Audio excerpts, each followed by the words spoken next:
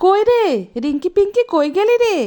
তাড়াতাড়ি আয়, দেখে যা তোদের জন্য কি বানিয়েছি।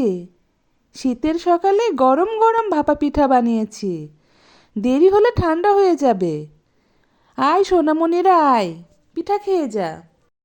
এই পিঙ্কি ওঠ, তাড়াতাড়ি ওঠ, মা পিঠা খেতে ডাকছে।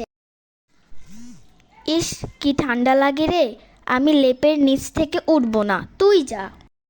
দাঁড়া, মজা দেখাচ্ছে। ইস, কি ঠান্ডা। এই দুষ্টু, লেপ সরালি কেন? ঠান্ডা, ঠান্ডা। দুষ্টু ফাজিল।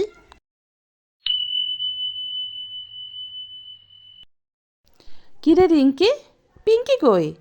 নে তুই পিঠা খা। কি রে, পিঠা কই গেল? আমি তো এইমাত্র ডালায় পিঠা রাখলাম, মনে হয় বিড়াল নিয়ে গেল। রিঙ্কি তুই বস, আমি আবার বানায় দিচ্ছি।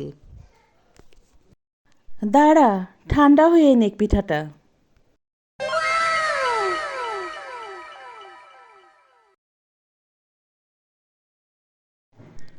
এই দুষ্টু বিড়াল, শয়তান বিড়াল, দাঁড়া লাঠি দিয়ে পিটিয়ে শেষ করে দেব।